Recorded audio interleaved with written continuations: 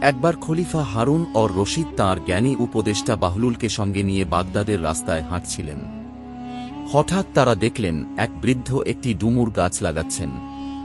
খলিফা জিজ্ঞাসা করলেন, বৃদ্ধ, তুমি এই গাছ লাগাচ্ছ কেন?